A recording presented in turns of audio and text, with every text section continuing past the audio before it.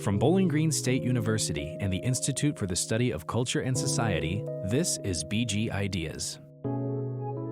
I'm going to show you this with a wonderful experiment. You're listening to the Big Ideas Podcast, a collaboration between the Institute for the Study of Culture and Society and the School of Media and Communication at Bowling Green State University.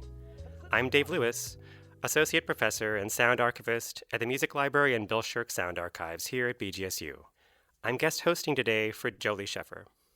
As always, the opinions expressed on this podcast are those of the individuals involved and do not necessarily represent those of BGSU or its employees. Bowling Green State University and its campuses are situated in the Great Black Swamp in the lower Great Lakes region. This land is the homeland of the Wyandot, Kickapoo, Miami, Potawatomi, Odawa, and multiple other indigenous tribal nations, present and past, who were forcibly removed to and from the area. We recognize these historical and contemporary ties in our efforts towards decolonizing history, and we thank the indigenous individuals and communities who have been living and working on this land from time immemorial. On this episode, we explore the intersection of music, identity, and activism, and we're joined by Frank Waln and Dr. Katherine Meizel. Frank Waln is an award-winning Lakota hip-hop artist and writer whose work addresses indigenous history and contemporary issues. He is also co-curator of the newly opened Native Truths, Our Voices, Our Stories exhibit at the Field Museum in Chicago. Frank joins us as part of the In the Round speaker series featuring Indigenous American Creatives. Katherine Meizel is professor of ethnomusicology here at BGSU. She's written extensively on the intersection of music and identity, including a recent book titled Multivocality, Singing on the Borders of Identity. She was also co-producer of the album Raise Your Voice, The Sound of Student Protest, with the Little Village Foundation. So music is a big part of both of your careers. You both spent time performing, thinking about music, teaching about music, and writing about music. And I'm curious what drew each of you to music as an area of passion, and then how it became your career. Frank, do you want to start? Yes, my journey with music has been a lifelong one. When I was 7 years old, I just ended up sitting next to an old detuned piano in the corner of my elementary school classroom and ended up pressing a couple keys, and I just really liked the way it made me feel. And I just felt this intense just this pull to play music, to create music. And the more I learned, the more instruments I picked up, I realized that I was born to play music. And I truly believe, some of us are born for music, some of us are born for other forms of expression. But I also come from a line, my maternal grandmother, her family was very musical. So I know it's also, I'm continuing my family tradition. So it's in my blood, it's in my DNA, and I just got a love and a desire to learn and play music. Yeah. Kathy, what about you? Well, I think Frank said it really well. There is a pull. It's a visceral, not just attraction, but kind of like a magnet pulling you to it. And I definitely felt that too, more than any other area of that I studied or that I practiced or anything when I was a kid. I just really loved music, and I also was a little bit of a shy kid, like a little bit of social anxiety, and playing music with other people is a really good way to make social connections when it's not that easy for you in other parts of your life. Yes, I can relate to that as well. I was really introverted and shy, and like music, like you said, was my way of expressing and also communicating with people in a way that felt safe to me. Yeah, I mean, that's the thing about music, right, is it's always a social activity. Even if you're alone in your room listening to music, there's some kind of connection that's being made. Yes, you're connecting to even just if it's just you and the other artist. They put themselves in that song, and it's still a social thing even from afar. I agree. Yeah, speaking of music as a social activity, Kathy, would you mind defining ethnomusicology for our audience? You're a professor of ethnomusicology, so in a nutshell, what does that mean? So there are a lot of different ways of defining ethnomusicology. My favorite is the study of music in human life, or my second favorite is the study of people making music. So it focuses on people. Yeah, thanks. So you both talked about how you got into music.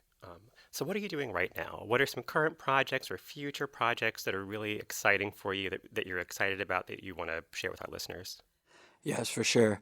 I am always working on, I feel like I always have like 7 albums in my head and trying to see which one ends up getting finished first.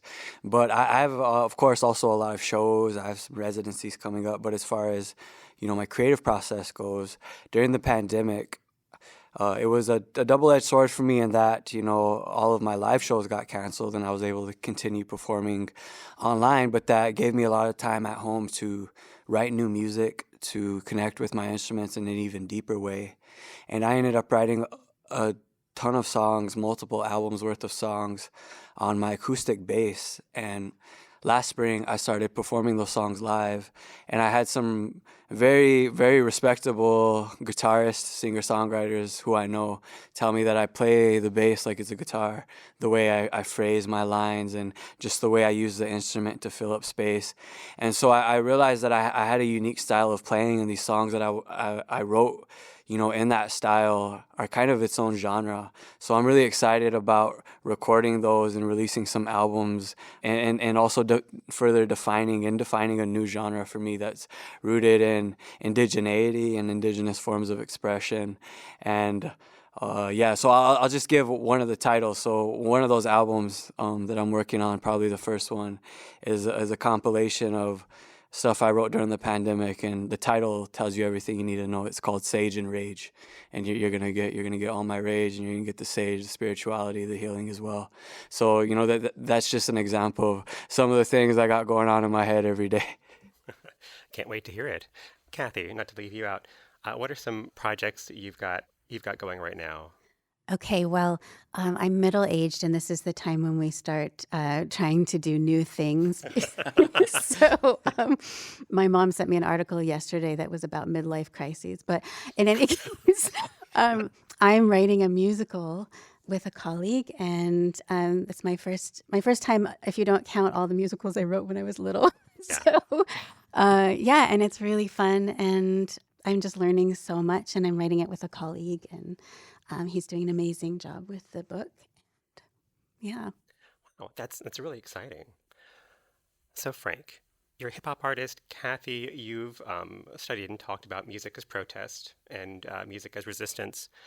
Hip hop has become a central genre for messages of resistance and protest for communities in the U.S. and around the world. Do you have any thoughts about why it's so widespread, why it's taken root in so many places?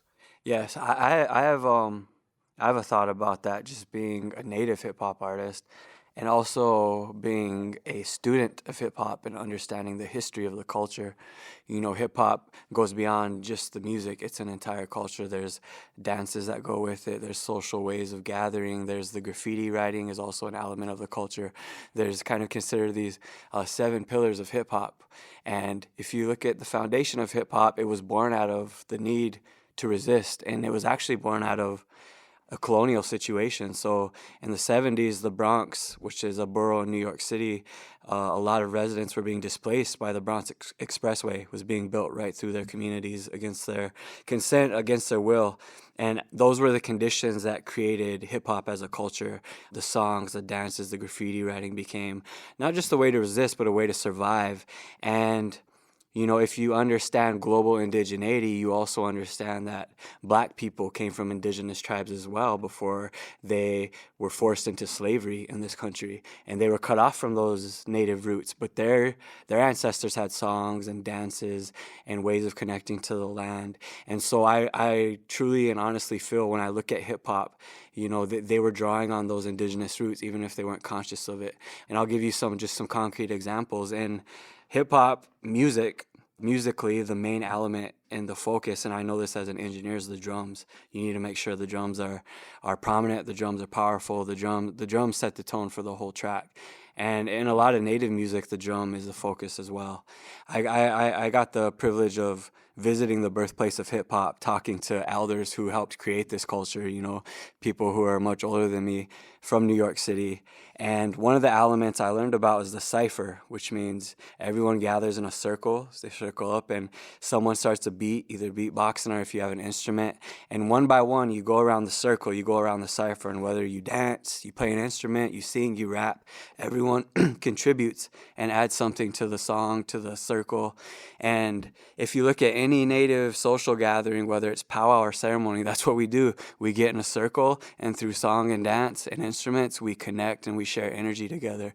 So for me, as a Native person, I think, and also globally, feel like that's why hip hop resonates with so many communities, because indigeneity is a global concept and it has so many elements that feel familiar to people, even if they're not conscious of it or thinking about it. And also hip hop just being an art form, for me anyway, like, I didn't have a lot of money, and my community is very poverty stricken, and I didn't have the money or the resources to put a band together, buy a drum set, buy a guitar, buy an amp, but I could buy a drum machine at a pawn shop for $80 and teach myself to make beats and write songs with that. So it also comes down to resources too, I think. Yeah, thanks. And Kathy, you've done research on music and activism in different contexts. Have you found that certain kinds of music or certain ways of using music are more useful in activist or consciousness-raising projects? I think it depends on what the project is. I did want to say, I think one of the reasons why hip-hop is so widespread as a music of resistance is that it's an intellectual and artistic movement that came from people who are most often not allowed access to the spaces that are designated intellectual and artistic. But it is, there are many ways to be intellectual besides being a professor at a university. And, and that really resonates around the world, because really the majority of the world is kept from spaces that are considered valuable, right, by the people who are in power. So there's that, and there's also the fact that one of the most important things about hip hop has always been the power of the word, real power, not just power that we assign to it, but right, it's powerful to speak, and to speak things that you're not allowed to speak in other spaces. And hip hop has so many words, right? It allows this kind of expression that many other musical genres don't. Like, you can get a lot of information into a hip hop track, right? There's a lot you can express.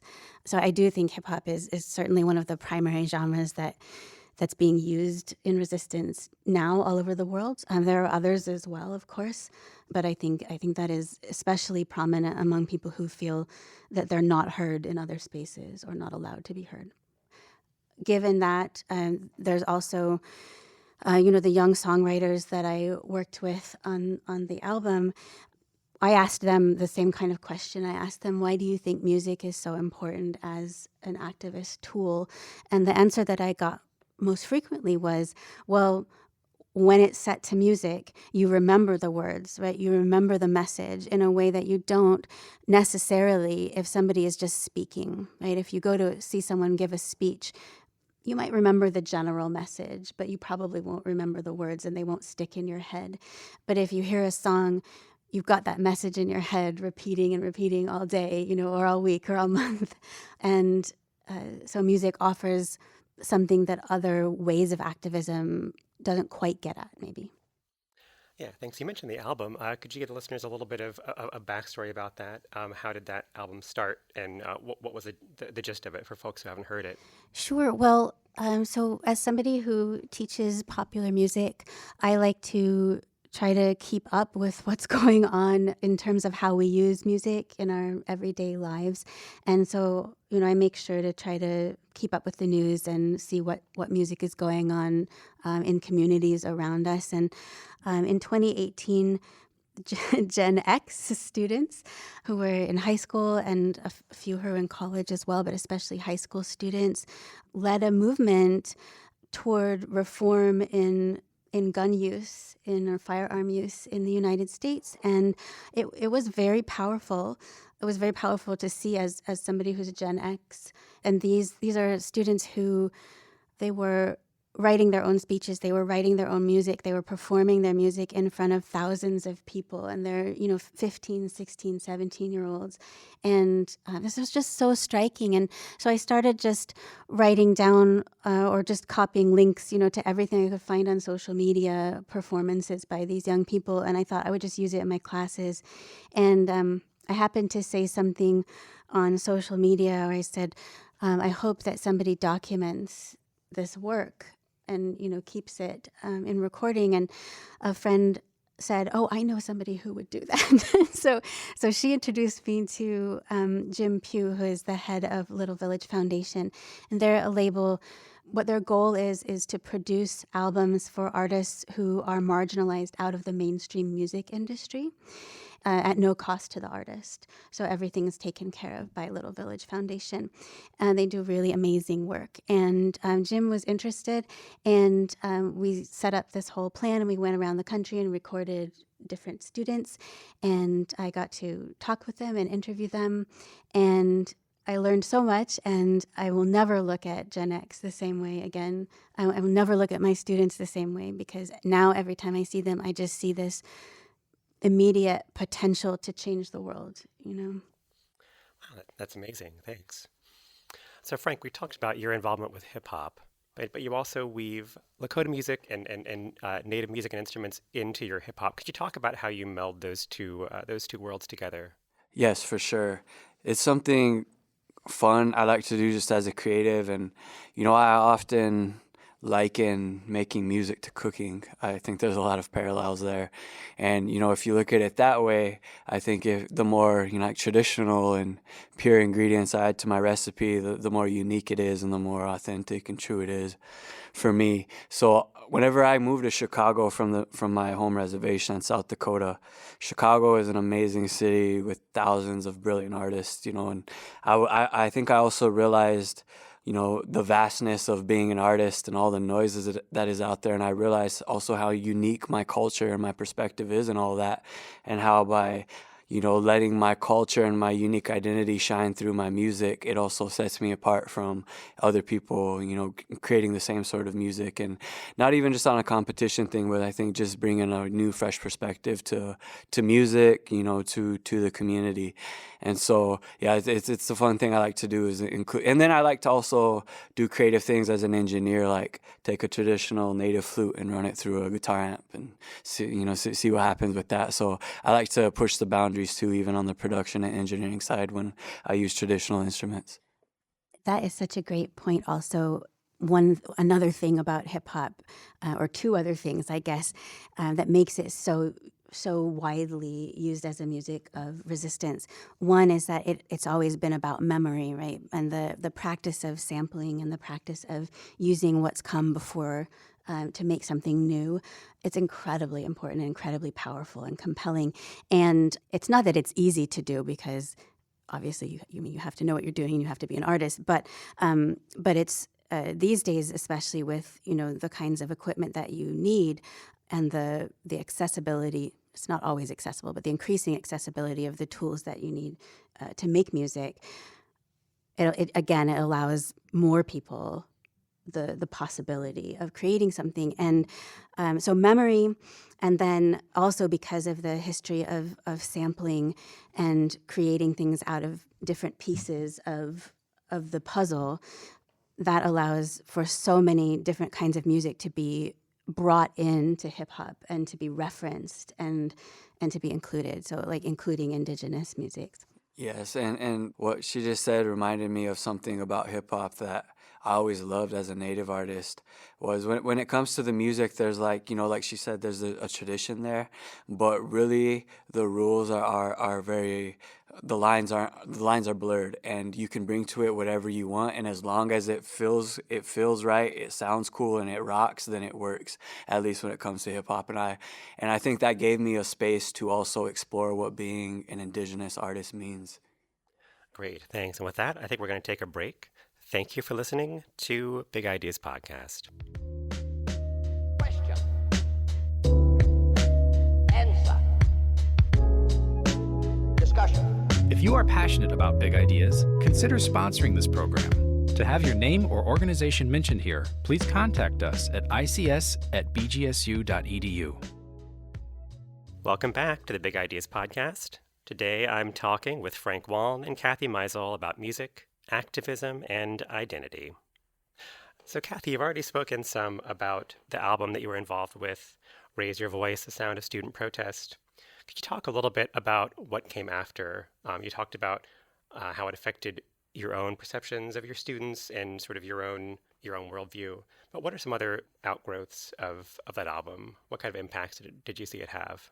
I think maybe the biggest impact that I saw right away was the students who met each other. Several of them performed at the Hardly Strictly Bluegrass Festival in San Francisco, and so they were all together. But when they met each other, there were just instant connections, and they were young people who shared passions and causes and experiences, sometimes really terrible experiences. So kind of forming social, again, music as a social thing, right? Forming social bonds based on this music and on this album. I think it's just an oral reminder now of how much people will actually listen to young people when they make music. It's so hard for people that age to get adults to listen to them, even about things that are as important as this, even when people's lives, and especially young people's lives, are at stake. So for me, the album is a reminder, and we used it to raise funds that were donated to Everytown for gun safety, and so we were able to raise a few $1,000s that way.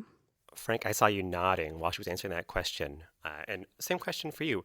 Certainly, your music has really shaped and influenced your own life. But what other work have you seen your music and your career doing, either in the hip hop community or with your community back home? Yeah, that's a great question. And I think for me, just so many little anecdotes and individual stories come to mind of after a show, someone coming up to me and literally saying these words to me, like, your music saved my life or changed my life. And not just Native people, non-Native people being like, your music opened up my eyes to a whole other side of the world and allowed me to start, learning about this whole other side of history I wasn't even aware of.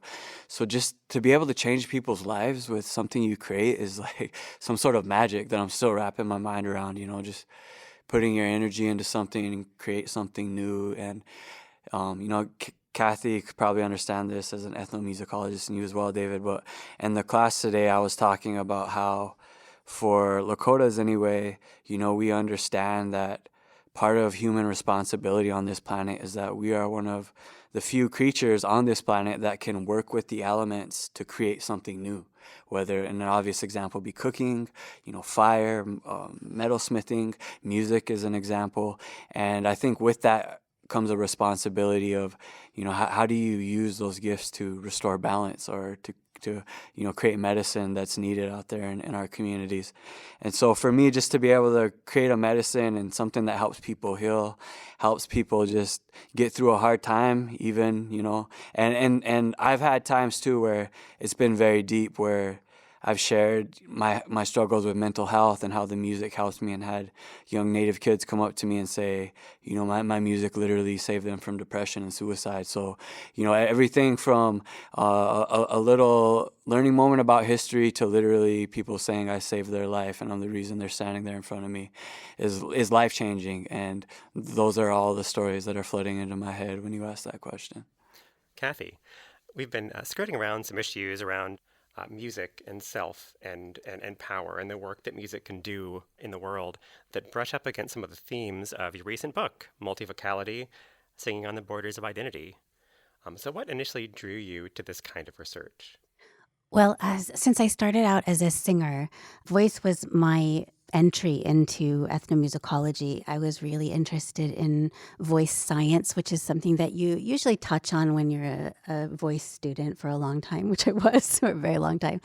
And I was interested not only in voice in the sense, of how I was being trained, but also knowing that there were so many different ways to sing and to use your voice in the world. And I was really curious about how people did use their voices around the world and why and in what contexts. And one thing that was really apparent very early on in my education was that we conflate our physical material voices that are in our throats with our agency or power in the world around us. And I really wanted to explore that in the sense of, individual singers and how we see our own voices in how we construct our sense of self and how we present ourselves to the world. And so I chose to write about singers who work kind of on and across the borders, if there are borders, which are usually artificial, right? But borders of identities. And so I wrote about people who crossed geographical borders. I wrote about people who cross genre borders. I wrote about singers who cross cultural borders, like from deaf culture to hearing culture. I wrote about singers who have transitioned as trans people, who've experienced living and being treated as more than one gender, right? And how their voices have changed and how they've used their voices in those transitions. Yeah, thanks. And this also touches on something that both of you do on a regular basis. You both seem to be very collaborative artists in different ways. So I wonder, Frank, if you could talk about some of the collaborative projects that you've had and how those have started or what came out of those. Yes, for sure. A lot of my collaborations, if you look at the credits of my songs and my music, go back to my home community. A lot of the people who I started making music with when I was a teenager are, and those who still choose to do it are still the people I collaborate with right now. But I'm really interested too. Kathy is talking about transcending borders, cross tribal nations collaborations, with other Native artists, and just really drawing on the parallels in our cultures, whether that be a concept. I'll give you an example. I did this song with this collective of Native artists I helped found called Dream Warriors. They're a group of Native artists who are around the same age as me and across a bunch of different genres. And we span tribes up from the Great Plains all the way down to the Southwest. But we've had a few, we've written for a few grants and had residencies where we got to get together and create some music. And all of us played different instruments too. So, it's always fun to be able to just create something that's completely Native, made from the ground up. And also collaborations on live performances. I've worked a lot with dancers, Native dancers, because one thing about Native music too is like song and dance are always together. It's kind of hard to separate the two. And so whenever I can work with dancers, I do.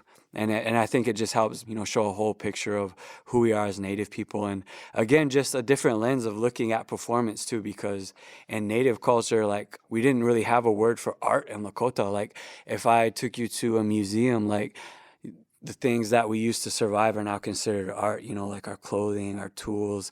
And so I also look at art through an indigenous perspective. And I think art exists and happens all around us in many ways outside of just the Western conception of art.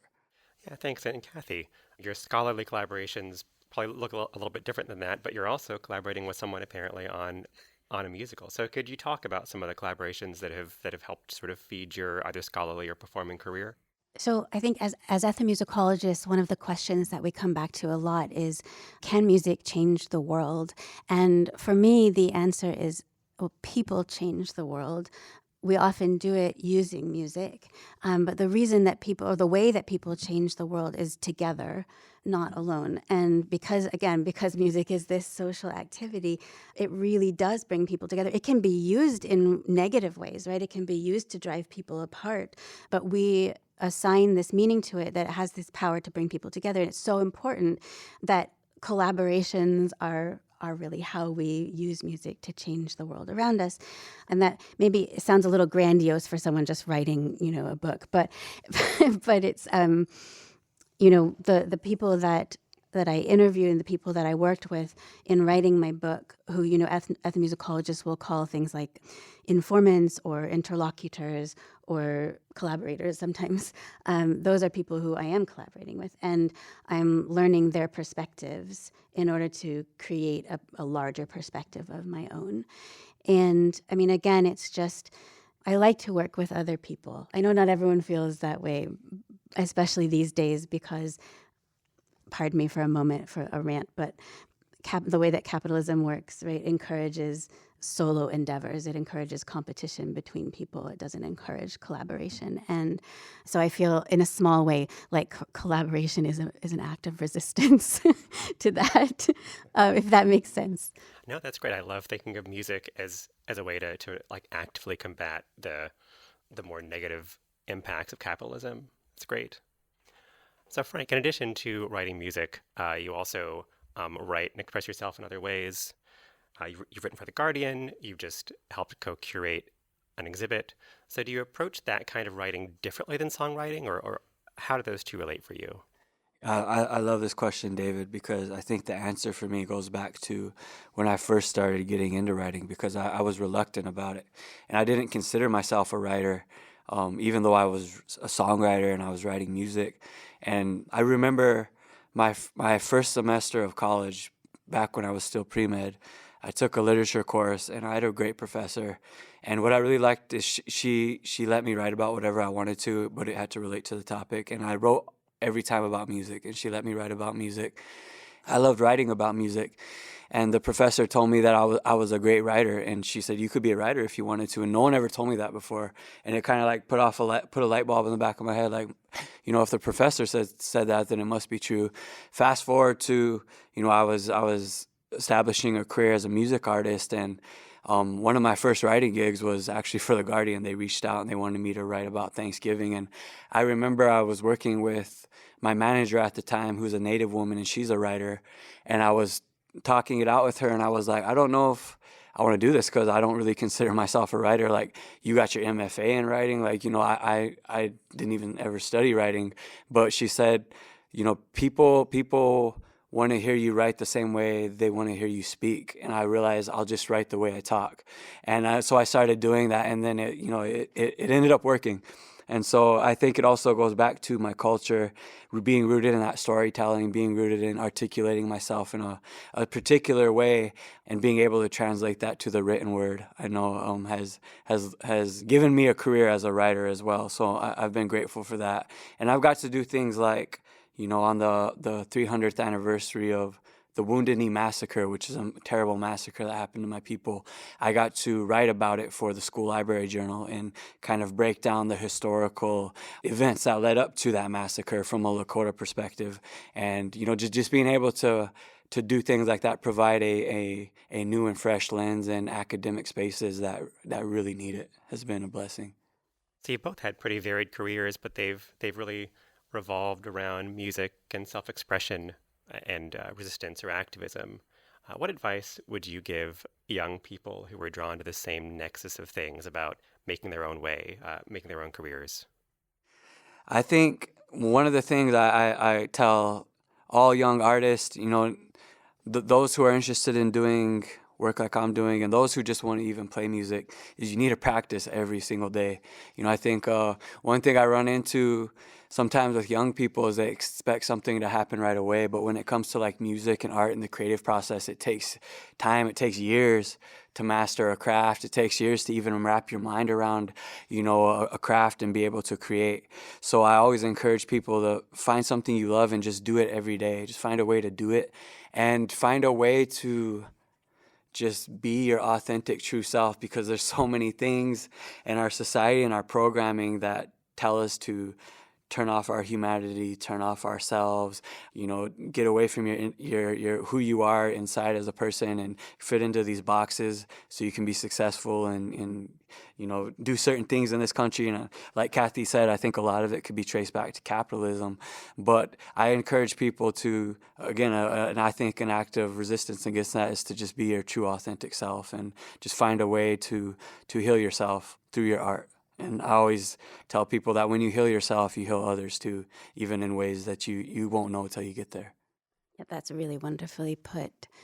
And I think I would just add, with music, music is right now, as a career, maybe it's always been, but it's pretty devalued. And in schools, we have a pretty strong lack of music just in public schools in the country.